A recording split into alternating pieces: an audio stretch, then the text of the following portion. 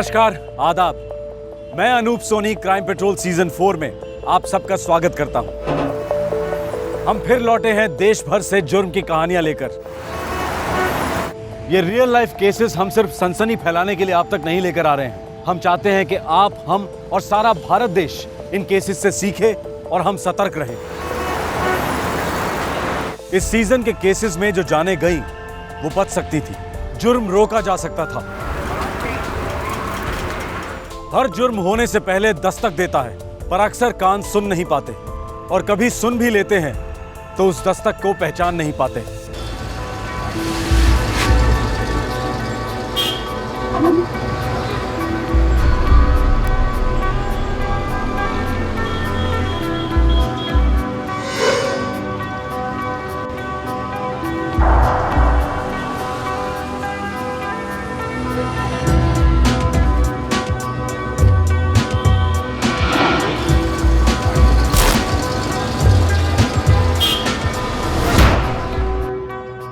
एक नजर जिससे हर लड़की, हर औरत वाकिफ है।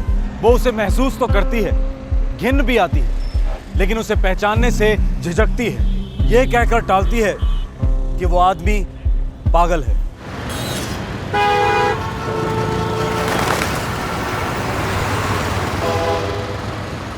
आठ मार्च 2011, नई दिल्ली। दिल्ली के चटवाल परिवार में रोज की तरह सुबह की भागदौड़ मची हुई थी।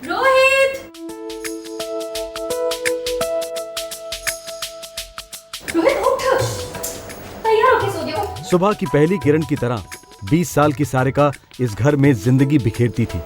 सारिका, हम रोहित का डब्बा बैग में डाल देना। हाँ भैया। दोनों भाइयों का एक माँ की तरह ख्याल रखती थी। सारिका की बच्ची। अपने पिताजी के जिगर का टुकड़ा और अपनी माँ की सबसे खास सहेली सारिका चटवाल परिवार की धड़कन थी। सारिका अपना ये रूटीन निभाकर ही कॉलेज जाती थी। ओके पापा, बाय बाय। बाय बेटा। बाय मम्मा। बाय बेटा। 8 मार्च 2011 अंतर्राष्ट्रीय महिला दिवस था। सारिका अपने परिवार को टाटा बोलकर अपने कॉलेज के लिए निकल पड़ी। उसी दिन सारिका को अपनी जिंदगी से भी अलविदा कहना पड़ा।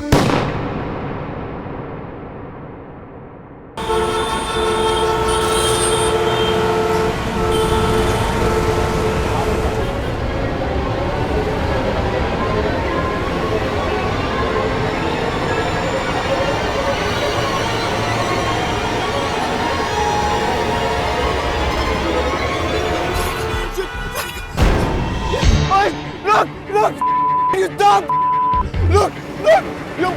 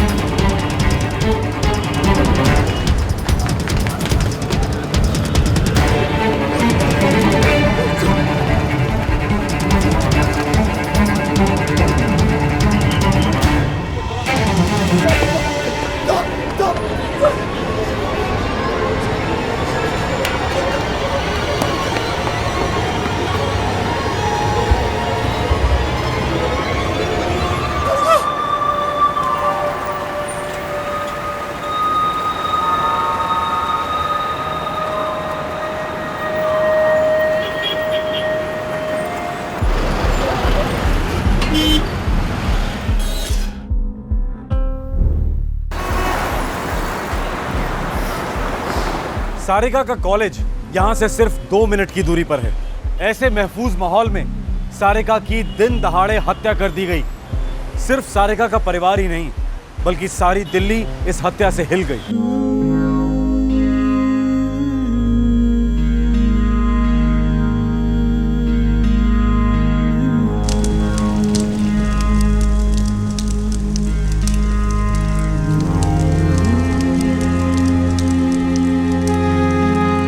सारिका की मौत ने देश की राजधानी में हलचल मचा दी। आक्रोश सड़कों पर उमड़ आया। दिल्ली प्रशासन, दिल्ली प्रशासन, We want justice! सारिका को न्याय दिलाओ, सारिका को न्याय दिलाओ। We want justice!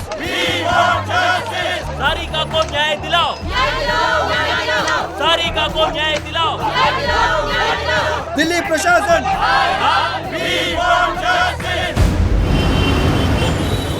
जिस इलाके में सारिका की हत्या हुई थी, वहीं पर 5 महीने पहले इसी इलाके में एक बीपीओ की महिला कर्मचारी का चलती गाड़ी में बलात्कार हुआ था। जनता के रोष का सबसे बड़ा निशाना दिल्ली पुलिस बनी। जरूरत पड़े तो सारा शहर घोट डालो, जो मर्जी करना है करो। I want this man. Pressure बहुत ज्यादा है और समय बहुत कम। दिल्ली पुलिस के सबसे होशियार और जाबाज ऑफिसर्स और कांस्टेबल्स की टीम्स तैयार की गई। सभी टीम्स का एक ही मात्र लक्ष्य था, सारिका के हत्यारे के गले में कानून का फंदा।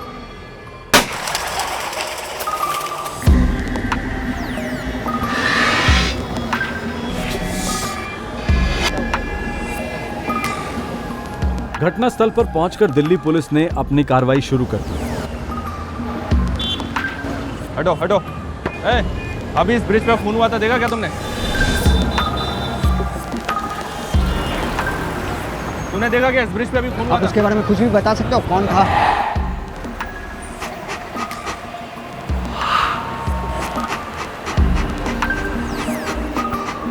देखा कई लोगों ने, पर शक्ल किसी को ठीक से याद नहीं। याद नहीं या फिर याद करना नहीं चाहते? कोई सामने नहीं आना चाहता? शेरा एक पॉइंट के बाद आगे नहीं बढ़ पा रहा है। शायद सड़क पर बहुत भीड़ थी, इसलिए बौखला गया है। इतना भीड़ भाड़ वाला इलाका है और किसी ने भी कातिल को नहीं देखा।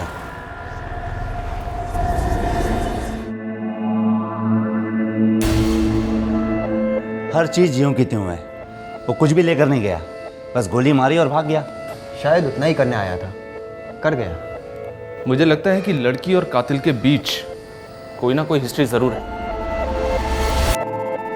नहीं इंस्पेक्टर, मेरी बच्ची बॉयफ्रेंड वाली लड़की नहीं थी, जान थी मेरी। मार दिया बच्ची को। क्यों भाई, क्यों?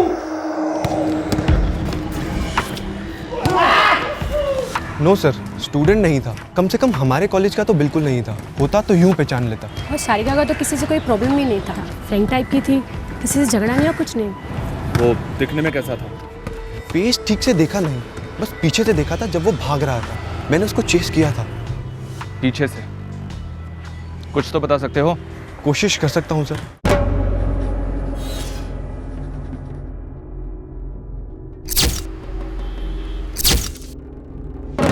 सारिका के दोस्त आशीष ने कातिल का हुलिया बताने की पूरी कोशिश की।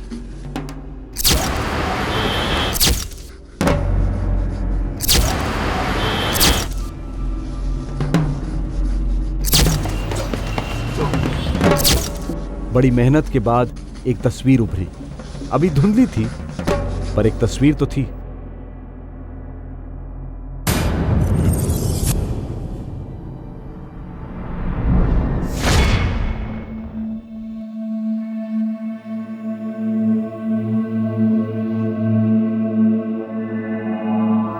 कौन है ये? हम इसे नहीं जानते। मैं भी नहीं बता सकता। I really don't know.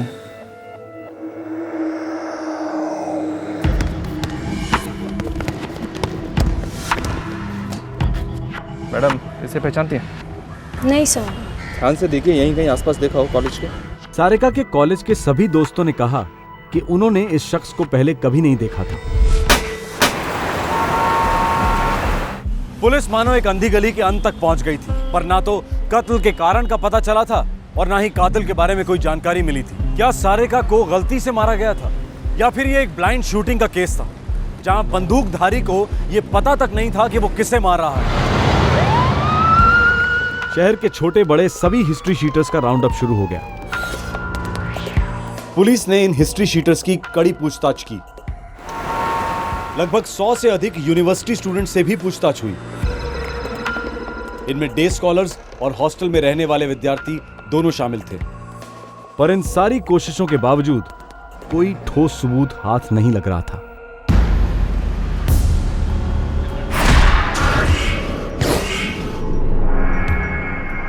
अब बहुत बड़े पैमाने पर सारिका के कातिल के लिए जाल फैलाया गया।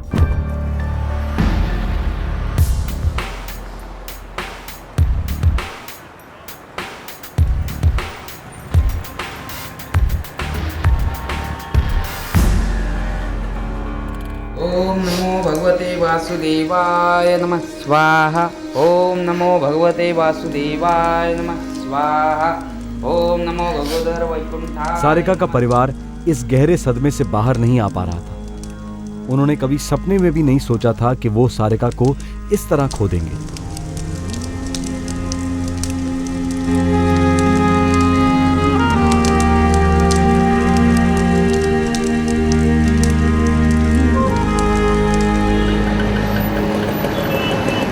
भारत के हर बड़े शहर में छात्राएं बेझिझक घुमा करती हैं, पर आंकड़े बताते हैं कि छात्राओं पर हो रहे जुर्म बढ़ोतरी पर है। इनमें अज्ञात कातिलों के हाथों युवतियों की हत्या दिन ब दिन बढ़ती जा रही है। ये एक गहरी चिंता का विषय बन गया है। पुलिस को शक था कि सारिका जरूर कुछ जानती थी जो उसने शायद नजरअंदाज कर दिया था। दूसरा शक यह था कि शायद सारिका अपने हत्यारे से परिचित थी। आखिरकार इस केस के अंधकार में एक रोशनी की किरण पहुंच गई। पुलिस के खबरी ने एक जबरदस्त टिप दी।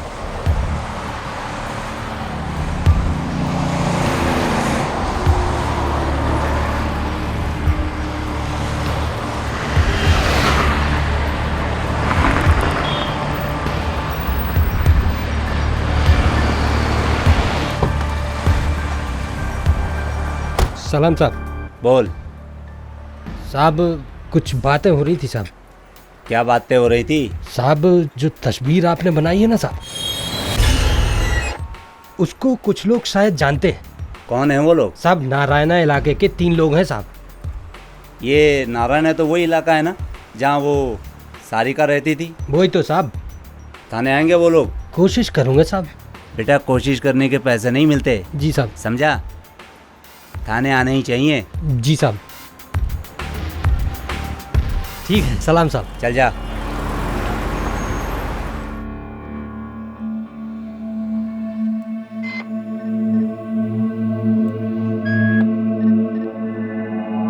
सब कुछ साल पहले हमने एक बंदे को पीटा था। तो कुछ नहीं साहब, वो बंदा शायद यही था, श्याम सिंह।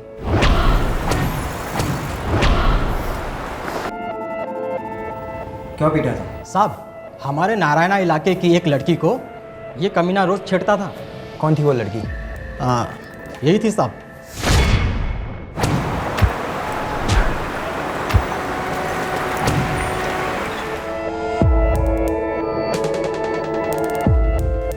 कब की बात है ये? 3-4 साल पहले की बात है। 3-4 साल यानी 2007। सारिका ने 2007 में हाई स्कूल पास किया था। ये आदमी अब कहाँ मिलेगा? साहब, ये नारायणा में कपड़े की फैक्ट्री में काम करता है। तुम्हें कैसे पता? साहब, जिस दिन इसकी पिटाई की ना, इसके 2 साथी वहाँ पर आ गए। वो भी इसके साथ वहीं कपड़े की फैक्ट्री में काम करते थे। उन्होंने आकर इसे बचा लिया और ले गए, वरना तो इस दिन उसकी खैर नहीं थी।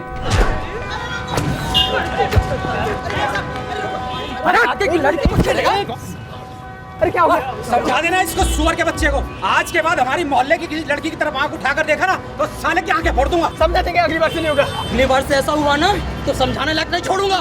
देखता क्या? चल निकल साला। चल ना। तुम्हारे भी साला। चल तेरी साले यहाँ से। अबे चल ना। उसके वो दोस्तों का नाम क्या था? साहब, एक का नाम मुनीर और दूसरे का अफरोज।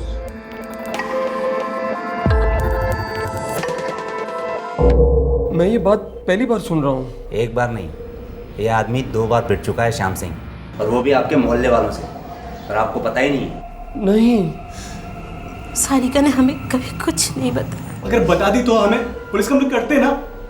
इस आदमी को तो मैं। ये आदमी श्याम सिंह कौन है? यहीं पास के कारखाने में काम करता था। अभी कहाँ है? अभी का तो पता नहीं, लेकिन बहुत जल्दी सब कुछ पता चल जाएगा।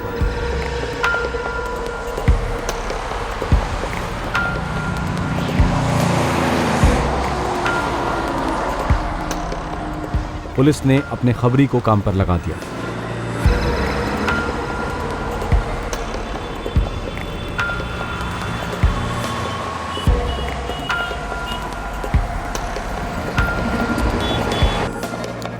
साहब, श्याम सिंह को 2007 में छेड़खानी की इस घटना के बाद फैक्ट्री के मालिक ने उसे नौकरी से निकाल दिया था। अब वो कहाँ है किसी को कुछ पता नहीं। हाँ, लेकिन उसके 2 दोस्त। कौन? मुनीर और अफरोज?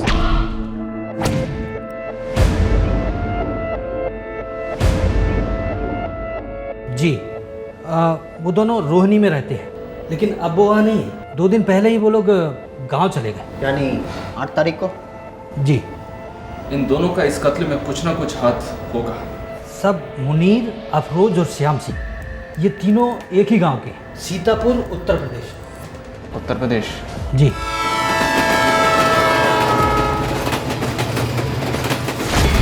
दिल्ली पुलिस अब यूपी में दाखिल हुई, सीतापुर में मुनीर और अफरोज को ढूंढने के लिए।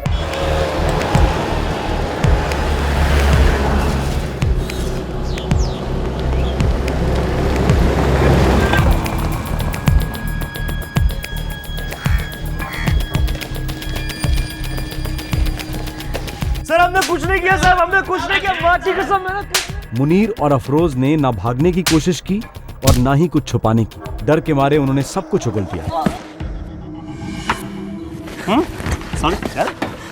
साहब, श्याम सिंह ने उस लड़की का कत्ल किया साहब।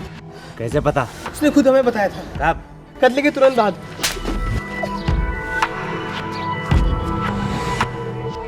कहाँ मिलेगा ये श्याम सिंह? साहब हम गुड़गांव स्टेशन पर अलग हो गए थे साहब, हम डर गए थे साहब। गोली मार दी, उसी लड़की को गोली मार दी। पागल हो गया है क्या? साले गोली क्यों मारी तूने?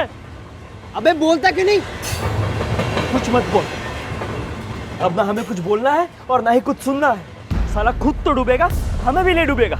सही बात है, बहुत झेल लिया इसे। दोस्ती दोस्ती गई भाड़ में, तू जा अपने रास्ते और मैं चला अपने रास्ते। अरे भाई मुझे मत छोड़ के जाओ यार। देख श्याम सिंह, खून तूने किया है, तेरे लिए हम क्यों फांसी पे लटके? साला इसके साथ तो 2 मिनट भी नहीं रहना चाहिए। पागल हो गया है ये, पागल। चल यार। अरे रुक जाओ भाई।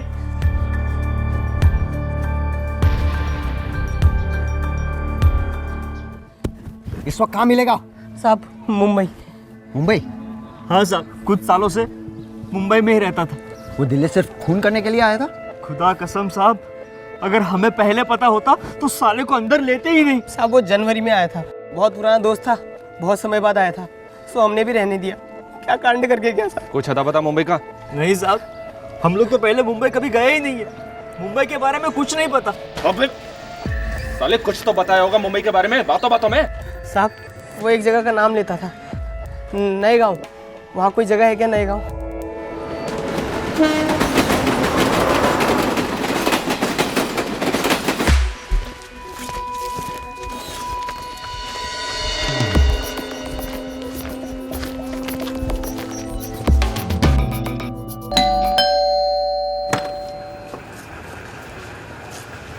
जी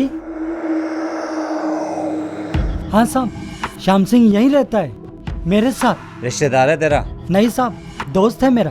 क्या हुआ साहब? कहाँ मिलेगा तेरा ये दोस्त? बोला नहीं साहब, 1 महीना पहले जो गया तब से अभी तक उसकी कोई खबर नहीं है साहब। पर कल रात को मुझे मोबाइल दिया था साहब। क्या कह रहा था? बोला नाके के पास जो एवरेस्ट रेस्टोरेंट है सुबह 11 बजे मिलना।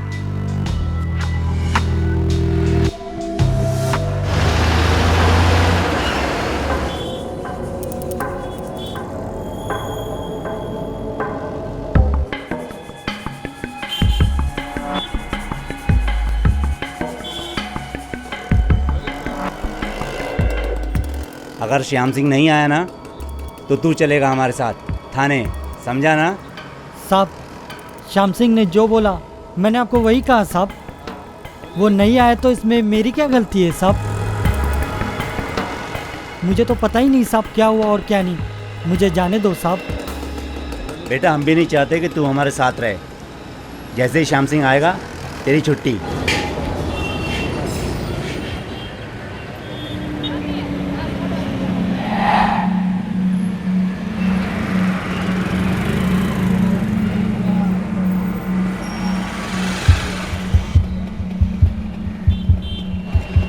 साहब वो रहा श्याम सिंह। वो? हाँ साहब। बस तू यहाँ चुपचाप करके खड़े रहे, चुप हो जा।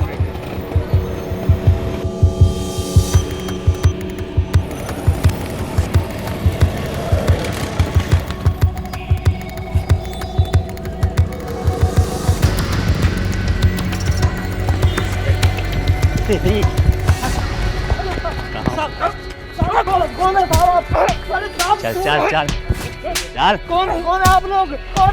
तुझे बताते हैं। आप कौन हैं? चल चल।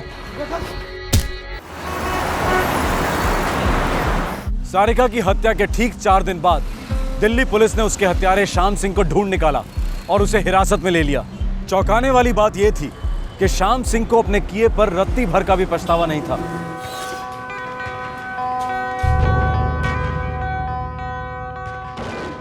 आरोपी को देखकर सारिका के घर वालों की वही प्रतिक्रिया थी जो स्केच देखकर हुई थी।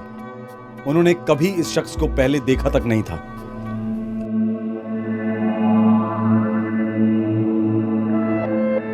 क्यों मारा सारिका को? सारिका? कौन सारिका?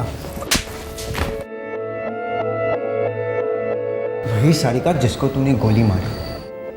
उसका नाम सारिका था? श्याम सिंह को तो सारिका का नाम तक नहीं पता था और उसने सारिका की हत्या कर दी। सारिका भी न श्याम सिंह का नाम जानती थी और ना ही उसे उसके बारे में कोई जानकारी थी। फिर हत्या का कारण क्या था? ऐसी भी क्या नफरत थी? साहब बहुत प्यार करता था मैं उससे, उसको घरवाली बनाना चाहता था।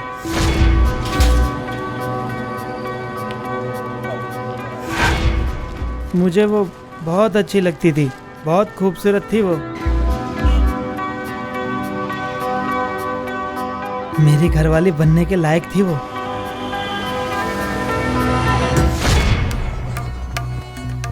सारिका श्याम सिंह की विकृत नजर की पहली शिकार नहीं थी। अपने गांव में भी श्याम सिंह अपनी बुरी नजर के लिए मशहूर था।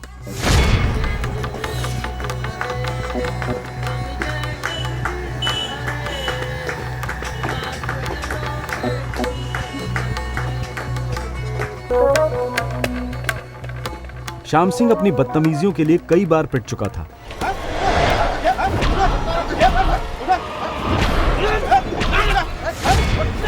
उसे गांव से तड़ी पार कर दिया गया। 2007 में वो अपने दोस्त अफरोज और मुनीर के साथ रोजगार की तलाश में दिल्ली आया। जिस कपड़ा बनाने की फैक्ट्री में श्याम सिंह काम करता था, वो फैक्ट्री सारिका के घर के बिल्कुल पास थी। साहब मैं तो बस रोज चुपचाप देखता था उसको, पता नहीं वो मुझसे इतना क्यों चिढ़ गई थी।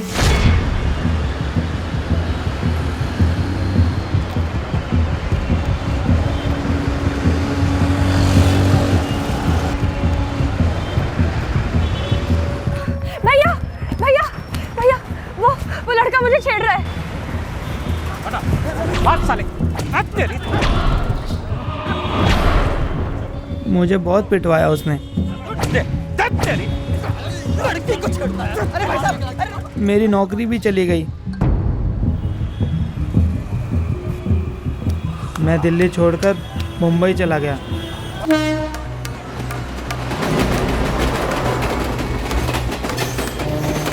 लेकिन मुंबई में भी वो बहुत याद आती थी मुझे। साहब मैं उसको बहुत प्यार करता था। वो मेरी घरवाली बनके बहुत खुश रहती साहब। उसको यही बात बताने तो मैं दिल्ली आया था। 1 महीने से तो मौका ढूंढ रहा था मैं। तो साहब जब मौका मिला तो मेरी बात मानने को तैयार नहीं थी वो साहब।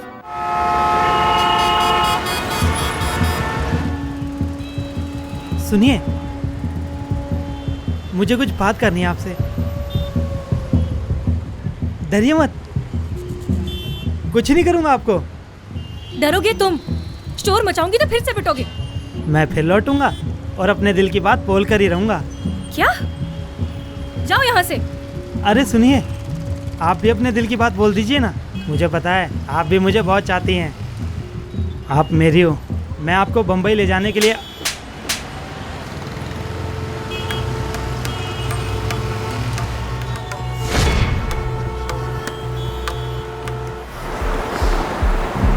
सारिका के कत्ल के 3 दिन पहले श्याम सिंह उससे मिला था।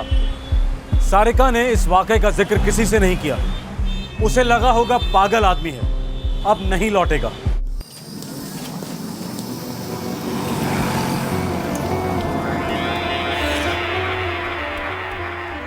हम खाना खा ले।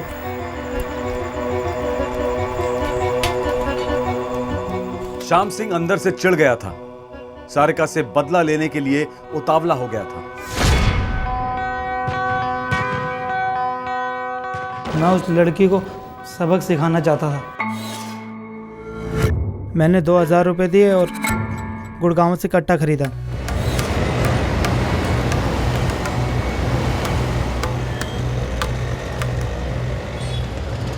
फिर गया उस लड़की के पीछे।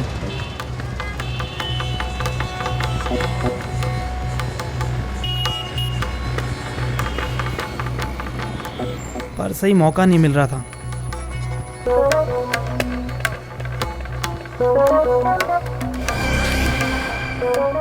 मैंने कहा कल देख लूंगा।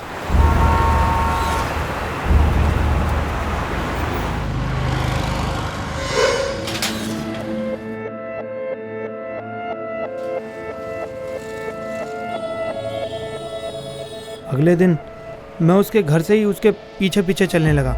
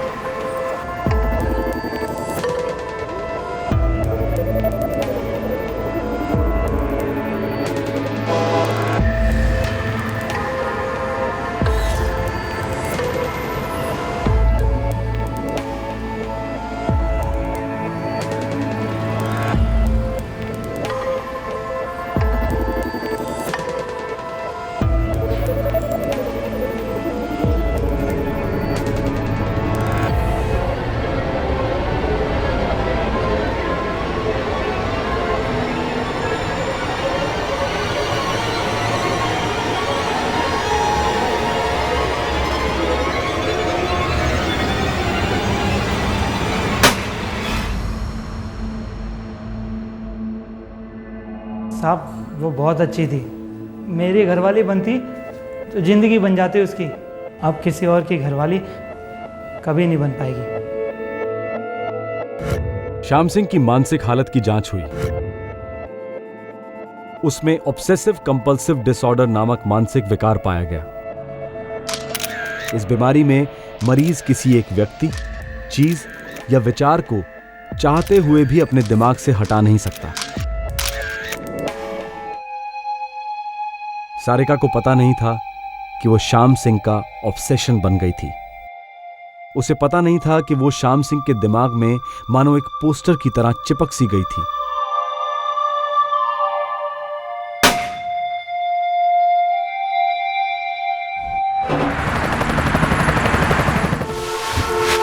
क्राइम पेट्रोल सीजन 4 में आप सभी दर्शकों का स्वागत है। शादी करोगे मुझसे? प्यार करता हूँ तुमसे। मैं तुम्हारे बिना मर जाऊंगी। तुम झूठे निकले तो? मुझे भूल गए तो? कभी नहीं, हमेशा साथ रहेंगे। मैं तुम्हारे बिना मर जाऊंगी। प्यार करता हूँ तुमसे। झूठे निकले तो? कभी नहीं। आई लव यू।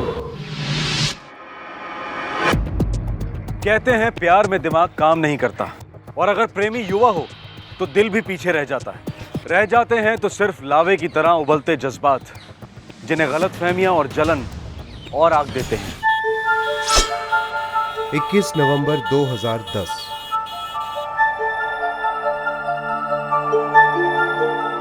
अहमदाबाद की रहने वाली पूनम रोज की तरह अपने कॉलेज के लिए निकल पड़ी।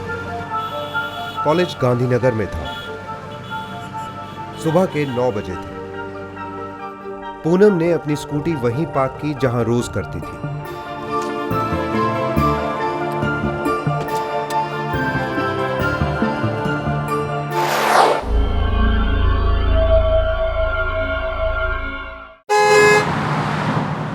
रोज की तरह वही स्टेट ट्रांसपोर्ट बस ली जो उसे गांधीनगर ले जाया करती थी।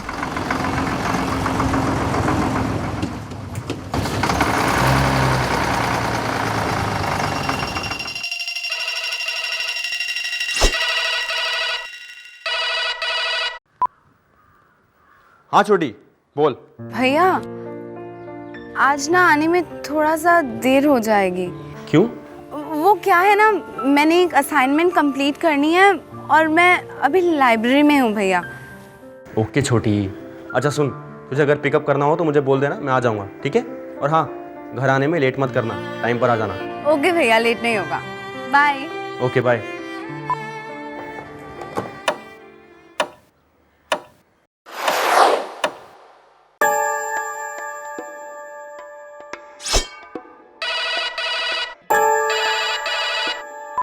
हाँ मयूर, बोल। गौरव, पूनम कहाँ है? पूनम कॉलेज में है, उसका कोई असाइनमेंट था, मुझे बता रही थी, फोन आया था उसका। बोल रही थी कुछ आने में देर हो जाएगी उसको। एक काम कर, उसके सेल पे ट्राई करना। 1.5 घंटे से फोन ट्राई कर रहा हूँ, नहीं मिल रहा है। नेटवर्क नहीं होगा यार। उसका फोन स्विच ऑफ है गौरव। अच्छा मैं एक काम करता हूँ, उसके दोस्त लोगों को फोन करके पूछता हूँ, ठीक है? ओके। शू आज से गौरव? कुछ नहीं, वो छोटी का सेल स्विच ऑफ बता रहा है। पूनम के भाई ने उसे फोन करने की कोशिश की पर उसका फोन लगातार स्विच ऑफ आ रहा था।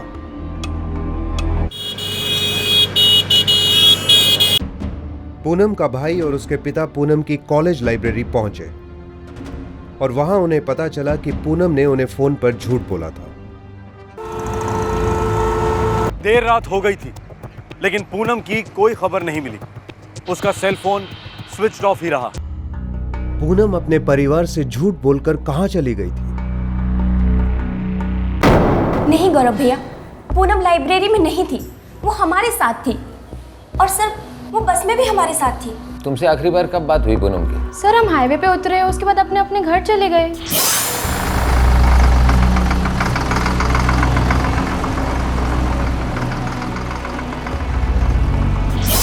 वहां से वो कहाँ गई होगी? सर, वो नॉर्मली मॉल की तरफ जाती थी और वहां से अपनी स्कूटी लेती थी और घर की तरफ चली जाती थी। लेकिन सर, उसने मुझे 5:15 बजे फोन किया था और मुझसे कहा था कि वो लाइब्रेरी में है।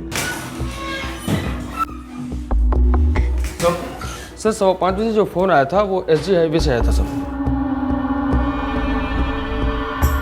6 बजे पूनम का फोन स्विच ऑफ हुआ और 5:45 पर उसके सेल पर आखिरी कॉल आया और 5 बजे भी उसके सेल पर उसी नंबर से फोन आया था। सर वो नंबर मेरा है। एक्चुअली मैं उसको 2 बार फोन किया था। आप कौन? सर मैं पूनम का मंगेतर हूँ। लेकिन सर, मेरी बहन मुझसे झूठ क्यों बोलेगी? आपकी बहन है, आप मुझसे बेहतर जानते हैं। हो सकता है कोई परेशानी हो, कोई पारिवारिक झगड़ा हो।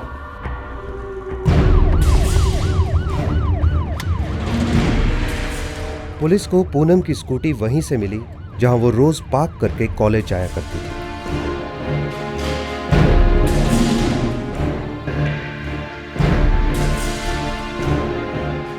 स्कूटी नहीं लेके गई, लगता है कोई और प्लान था उसका।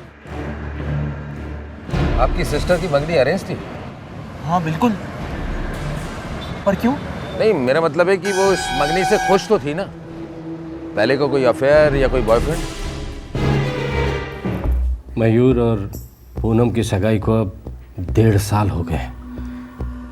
मनसुख भाई और मैं बहुत पुराने दोस्त हैं, हम लोग साथ ही काम करते हैं और मयूर मेरा ही दिकरा है।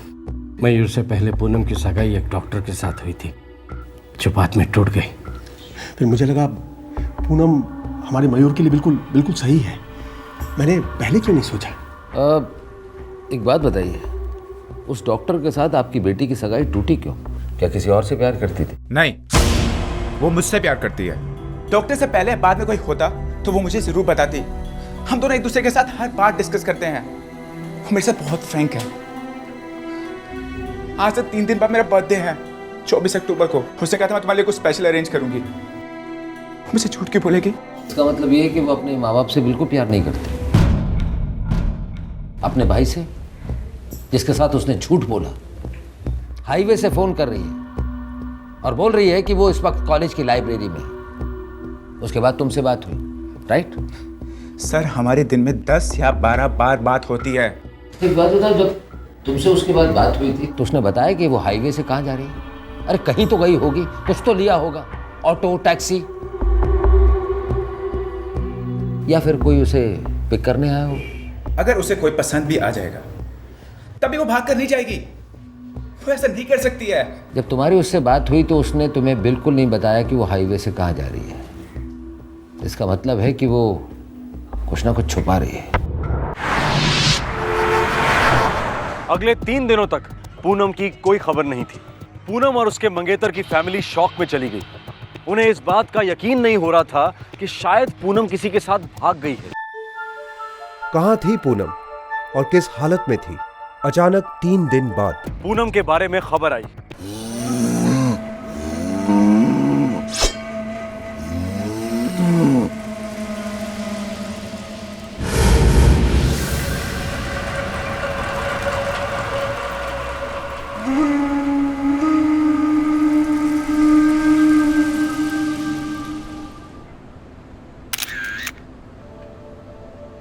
लाश पूनम की थी।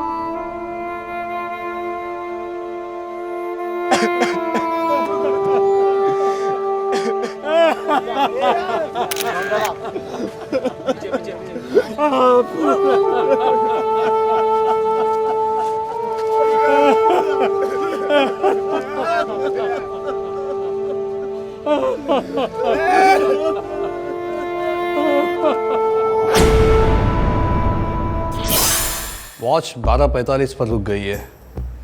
अब ये दिन के है या रात के, ये तो एग्जामिनेशन के बाद ही पता चलेगा। डॉक्टर साहब, कोई घाव या चोट का निशान? नहीं, ऐसी तो कोई निशानी नज़र नहीं आई, लेकिन उसके फेफड़े में पानी भरा है। कब ये कि जिस वक्त ये पानी के अंदर थी उस वक्त जिंदा थी? करेक्ट। अगर पानी में उसकी सांसें नहीं चलती होती तो पानी अंदर जाता ही नहीं। Inspector Gohil, the full chances कि ये लड़की ने सुसाइड किया है। नामुमकिन है ये नहीं हो सकता। मेरी बेटी पूनम इतनी कमजोर नहीं थी कि वो आत्महत्या करे। नहीं कर सकती वो आत्महत्या। सही कहते हैं बापूजी आप। पूनम ऐसे नहीं कर सकती। देखिए, मैं जो भी कुछ कह रहा हूँ पोस्टमार्टम की रिपोर्ट के हिसाब से कह रहा हूँ। पूनम की बॉडी बहुत खराब हो चुकी है और मैं बहुत जल्दी उसका दूसरा पोस्टमार्टम करवाने वाला हूँ, ये पता करने के लिए कि आखिर उसकी मौत कितने बजे हुई। मुझे कुछ समझ में नहीं आ रहा। इतनी खुश थी वो। अभी कुछ दिनों पहले नवरात्रों में हमने धमाल किया था। उसने कहा था मैं तुम्हारे लिए एक सरप्राइज प्लान कर रही हूँ, और क्या मिला है मुझे? सरप्राइज। ये सरप्राइज मिला है मुझे, ये सरप्राइज। देखिए मिस्टर मयूर, अपने आप को संभालिए। हम आपकी मंगेतर पूनम को वापस तो ला नहीं सकते, मगर उसकी मौत का राज जरूर पता कर सकते हैं। संभालिए अपने आप को।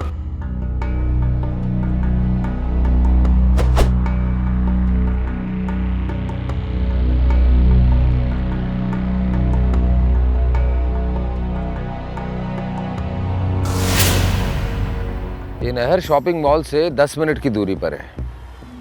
सर, पूनम शॉपिंग मॉल के पास ही अपनी स्कूटी पार्क करती थी। पूनम जहाँ उतरती थी बस से, वहाँ से ये जगह 15 मिनट की दूरी पर है। मतलब ये कि बस स्टॉप से उतरने के बाद वो अपनी स्कूटी के लिए बढ़ी और उसी बीच कुछ हुआ। सर, स्कूटी के पास जाने के बजाय नहर के पास चली गई होगी और कूद गई होगी। पहले से ही सोच लिया होगा सर, प्लानिंग की होगी। आशीष, तुमने बॉडी को अच्छे से स्टडी किया? रिस्ट वॉच और सगाई के रिंग के अलावा हमें कुछ नहीं मिला। उसका ना बैग, ना पर्स, ना सेल फोन। वो सारी की सारी चीजें कहाँ हैं? कोई भी सुसाइड करने वाला आदमी इन सब चीजों की तरफ ध्यान नहीं देता। एक्सक्यूज। हेलो इंस्पेक्टर गोहिल, मौत 3 दिन पहले ही हो चुकी थी। उसी रात जब वो गायब हुई थी? हाँ, तकरीबन 12:15 और 12:25 के बीच में मौत हुई थी। मतलब ये कि उसकी घड़ी रुकने के ठीक 20-22 मिनट के बाद? That's right. Okay doctor, thank you. Sir, वहाँ पे कुछ नहीं मिला। लड़की की एक भी चीज़ हाथ में नहीं आई। आशीष, हाईवे पे अपनी सहेलियों से मिलने के बाद 7.5 घंटे बाद उसकी मौत हुई और उसके ठीक 4 घंटा 45 मिनट पहले उसकी मयूर से आखिरी बार बात हुई। सर, उसी दौरान ही कुछ हुआ होगा। आखिर ऐसा क्या हुआ होगा कि उसने सुसाइड कर लिया?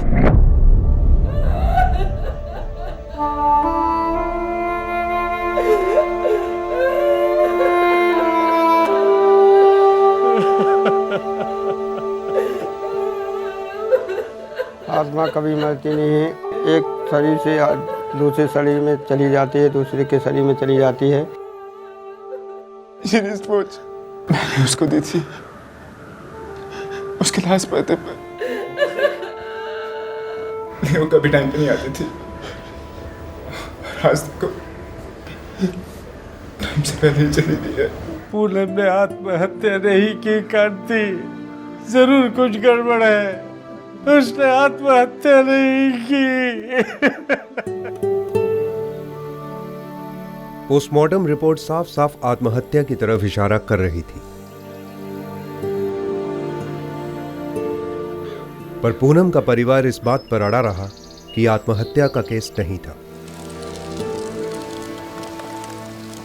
पुलिस अब दबाव में आ गई और इस केस में मर्डर का एंगल टटोलने लगी। पूनम की लाश मिलने से लेकर अगले 2 दिन तक यह केस मानो रोलर कोस्टर पर सवार था। एक से एक नए पहलू उभरे, हर तरफ कंफ्यूजन ही कंफ्यूजन था। नहीं सर, पूनम का कोई भी बॉयफ्रेंड नहीं था। मयूर से पहले उसकी एंगेजमेंट एक डॉक्टर के साथ हुई थी जो टूट गई थी। ये डॉक्टर कौन था, कहाँ का था, कुछ बता सकते हैं आप लोग? देखिए, पूनम के बारे में जान के मुझे बहुत दुख हुआ। सर वो मेरा अतीत था। आज मैं हैप्पीली मैरिड हूँ और वैसे भी हमारी सगाई टूटने के बाद हम दोनों के बीच कभी कोई रिश्ता रहा ही नहीं। ये सगाई क्यों टूटी डॉक्टर? वेल, मैं उस बारे में बात नहीं करना चाहता। आप पूनम के माता पिता से जाके क्यों नहीं पूछते? मैं आपसे पूछ रहा हूँ और ये रिक्वेस्ट नहीं है, इन्वेस्टिगेशन है। देखिए, मैं अपने कानूनी अधिकार अच्छे से जानता हूँ। आप चाहे तो मेरे फ़ोन्स, मेरी डायरीज, मेरे स्केड्यूल वगैरह चेक कर सकते हैं, पर मैं कोई पर्सनल बातें नहीं करना चाहता। प्लीज़। सर मयूर बहुत प्यार करता था पूनम से, मंगेतर थी उसकी। मयूर की कोई और गर्लफ्रेंड थी? मतलब सर पूनम के साथ साथ में? हाँ, साथ में या उससे पहले? नहीं सर, साथ में तो मुझे नहीं लगता, पर हाँ जब हम हाई स्कूल में थे तब एक थी सर। कौन? जी एक लड़की थी सर। लड़की? Thank you. उसका कोई नाम था? सोनल। हाँ sir, Sonal Ganatra. Thank you. Doctor मुझे ठीक लगा सर, साफ बात करता है, कोई खोट मालूम नहीं होती। और वो लड़की सोनल गणात्रा, उसके बारे में कुछ पता चला? हाँ सर, दुबई में रहती है अपनी फैमिली के साथ। सोनल और मयूर हाई स्कूल में बॉयफ्रेंड गर्लफ्रेंड थे।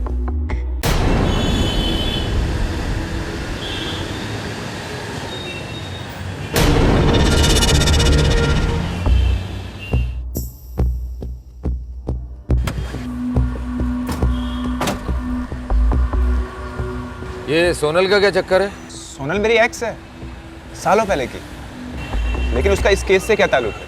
भाई आप सारे लोग ये बोल रहे हो जोर देकर कि पूनम ने सुसाइड नहीं किया, मतलब कि उसका मर्डर हुआ है। अब इस केस का ताल्लुक तो सबके साथ है, आपके साथ भी। I don't believe this. आप मुझ पर शक कर रहे हैं? बिल्कुल शक कर रहे हैं, और अब आपका फर्ज बनता है कि आप हमें सब कुछ साफ साफ बताएं। चलो मुझे जल्दी से बताओ कि ये सोनल के साथ आपका अफेयर क्यों टूटा? कमाल करते हैं आप, रिश्ता था टूट गया। हम दोनों को ऐसा लग रहा था कि हम साथ में नहीं रह सकते, अलग हो गए। That's it.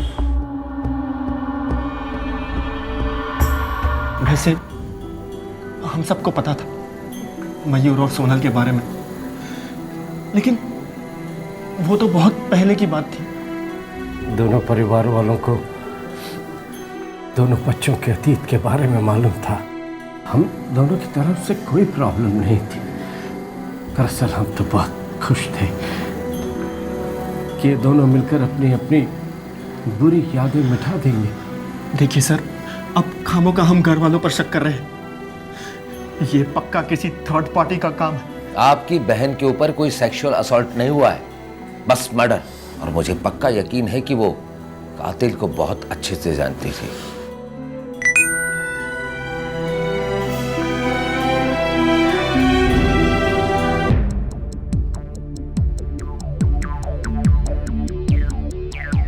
मुझे 10 मिनट का टाइम दीजिए। 20 ले ले, लेकिन वो जो मयूर, पूनम और गौरव की फेसबुक अकाउंट की पूरी डिटेल्स चाहिए।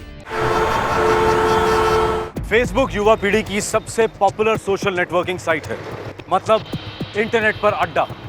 और इस केस को सुलझाने में यह अड्डा काफी महत्वपूर्ण रहा। सर मुझे तीनों के फेसबुक अकाउंट की सारी डिटेल्स मिल गई है। मयूर लगातार सोनल के टच में रहा है। हाँ सर। सारी गलती तुम्हारी है मयूर। अगर तुम मुझे अपनी ज़िंदगी में वापस चाहते हो तो तुम्हें हम दोनों में से एक को चुनना होगा, और जल्दी चुनना होगा। सर ये तीसरा मैसेज देखिए, ये मयूर ने अपने दोस्त हितेन को भेजा है। यार हितेन, तू प्लीज सोनल को फोन करके बोल कि मुझे कुछ दिनों के लिए फ़ोन ना करे। सर, ये हितेन काम का लड़का लगता है। राइट, बुलाओ सर।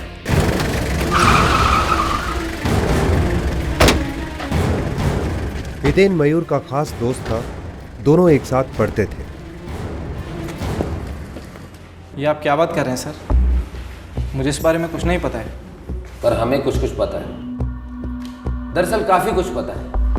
21 अक्टूबर की शाम 6 बजे पूनम हाईवे से गायब हुई और उसी हाईवे पे शाम 6 बजे तुम और तुम्हारा फोन मौजूद था। सर, हाईवे पर से हजारों लाखों लोग रोज गुजरते हैं। मैं भी शायद कहीं आ जा रहा था सर। वो भी रिकॉर्ड है हमारे पास। शाम 7:30 बजे तुम्हारा फोन उस नहर के पास मौजूद था जहां पर हमें पूनम की लाश मिली। वहां पर तो हजारों लोग नहीं थे। शायद तुम गए होगे वहां पर टहलने के लिए।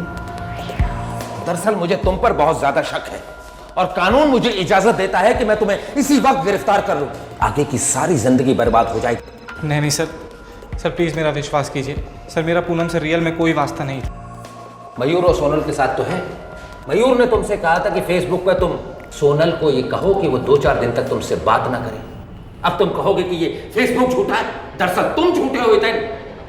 सर, मयूर नहीं चाहता था कि उस पर कोई डाउट जाए। किस तरह का डाउट? यही सर। किस तरह का डाउट? मयूर इन्वॉल्व है सर। पूनम के गायब होने में मयूर का हाथ है सर। जो सच सामने आया वो सिर्फ कड़वा नहीं, जहरीला था। इस सच ने पूनम और मयूर दोनों के परिवारों को जीते जी मार दिया।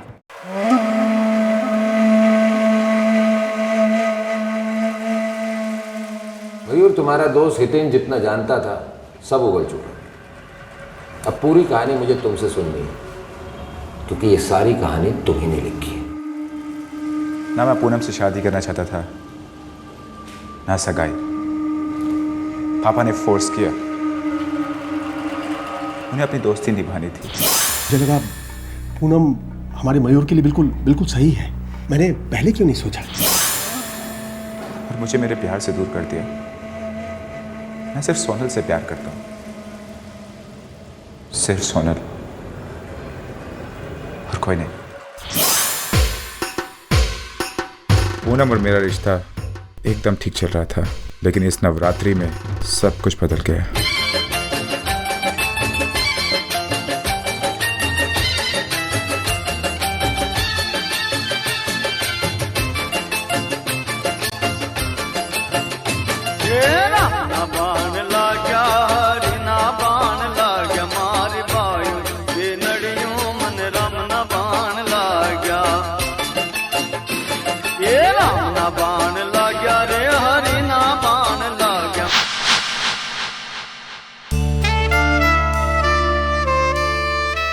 इस नवरात्रि को मैं सोनल से टकरा गया अचानक। हम 2 साल बाद मिल रहे थे। 2 साल में कुछ नहीं बदला था। हम दोनों उतने ही सीरियस थे जितने पहले थे। हम दोनों सिर्फ एक दूसरे के लिए बने थे। हमारा एक होने का टाइम आ गया था। Hello mister time to time. मैंने अपनी घड़ी 10 मिनट आगे कर ली है। अब आगे से कभी लेट नहीं होगा, पक्का। पूनम, बात करनी है जरूरी। हमारे पास पूरी लाइफ पड़ी है मिस्टर मयूर। अच्छा बोलो। तो ये बताओ, अगर हमारा ब्रेकअप हो गया तो? देखो मयूर, ऐसी बात तुम मजाक में ही मत करना दोबारा। हम दोनों बहुत अच्छे से जानते हैं कि ब्रेकअप का क्या मतलब होता है। Just cool, relax. मैं मजाक कर रहा हूँ, बस मैं जनरली पूछ रहा हूँ तुमसे। अगर हो गया तो मैं पक्का सुसाइड कर लूंगी, 100% कर लूंगी। वो मैं करने ही दूंगा, ठीक है? पूनम से छुटकारा पाने का मेरे पास कोई रास्ता नहीं था, और सोनल के पास जाने का कोई रास्ता नहीं था। इसीलिए तुम गलत रास्ते पर चल पड़े। ये स्पेशल तेरे लिए। 1 सेकेंड। हाय, अभी आधा घंटा पहले ही तो फ़ोन किया था। क्या बात है, आज बड़े फ़ोन पे फ़ोन आ रहे हैं। प्यार आ रहा है। चुप पागल। अच्छा सुनो, मूवी चलें अभी? अभी? हाँ अभी। ना बाबा, हमारी सगाई हुई है तो क्या हुआ? पता है जब भी घर जाती हूँ हर बात में मम्मी डैडी पूछते हैं कहीं नहीं गई थी, शू करी हूँ, कौन कौन साथ था। अगर मूवी देखनी है तो पहले शादी करनी पड़ेगी। अच्छा लिसन, हम ऐसा करते हैं, अभी चल के शादी कर लेते हैं और उसके बाद सुहाग रात हम सिनेमा हॉल में बनाते हैं। चुप पागल। वैसे कौन सी मूवी का प्लान है? कोई भी। वैसे पिक्चर देखनी किस टाइम? मुझे ना तुम्हारे इरादे साफ साफ दिख रहे हैं मिस्टर मंगेतर। मैं चली घर, अब मिलते हैं मंडप में। अरे सुनो, मैं मजाक कर रहा हूँ। एक्चुअली हितेन मेरे साथ बैठा हुआ है और उसके पास मूवी की 3 टिकट्स हैं। सो प्लीज़ तुम जल्दी आ जाओ प्लीज़। पर घर में क्या बोलूँगी, कोई नहीं मानेगा। घर पे कुछ भी कह देना, बोल देना कि आज कॉलेज में असाइनमेंट है, एक्स्ट्रा क्लासेस है, तुम कुछ भी कह सकती हो प्लीज़। मुझसे झूठ नहीं बोला जाता। सफ़ेद झूठ है ये, ओके? प्यार करने वाले इतना झूठ तो बोल सकते हैं। तो प्लीज़ मैं तुम्हारा वेट कर रहा हूँ। Poonam I love you, please तुम आ जाओ। ओके, ट्राई करती हूँ। Okay, see you there.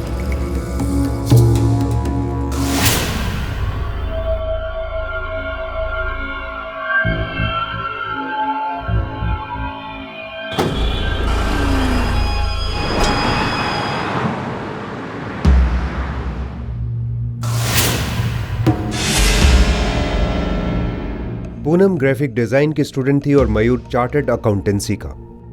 दोनों ने आपस में तय किया था कि अपनी अपनी पढ़ाई खत्म करने के बाद वो शादी करेंगे।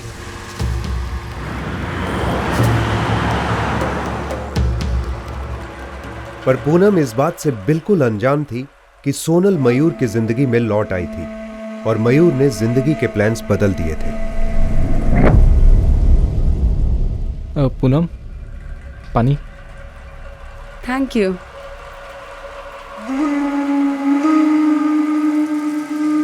पानी में नींद की गोलियां मिलाई गई थी, पर पूनम अपने मंगेतर, अपने प्यार पर क्यों शक करती?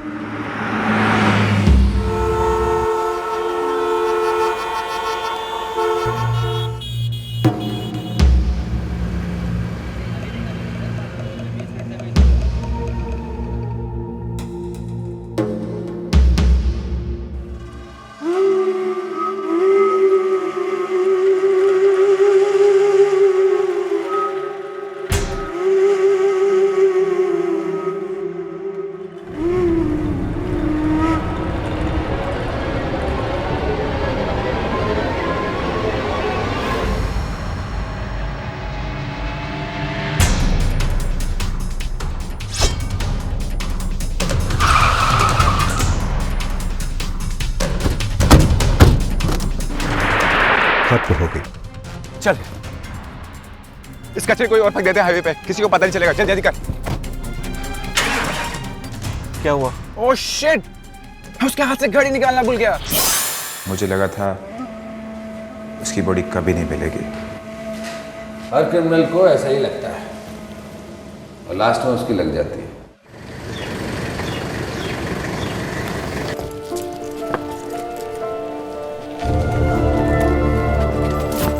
साले पसंद नहीं थी तो एक बार बोल दिया होता। मेरी छोटी को मारने की क्या जरूरत थी? मेरे बापू ने मेरे प्यार को मार डाला। मैंने कहा था ये सगाई नहीं करनी है, उन्होंने मेरी नहीं सुनी तो तुम लोग क्या सुनते?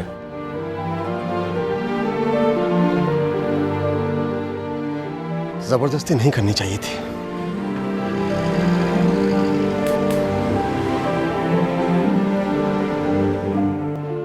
मयूर का प्यार पूनम के लिए कब नफरत में बदल गया, मासूम पूनम को इस बात का अंदेशा तक नहीं हुआ। मयूर के जुर्म ने उसकी प्रेमिका सोनल को अंदर तक झकझोर दिया। मयूर इस सगाई से खुश नहीं था।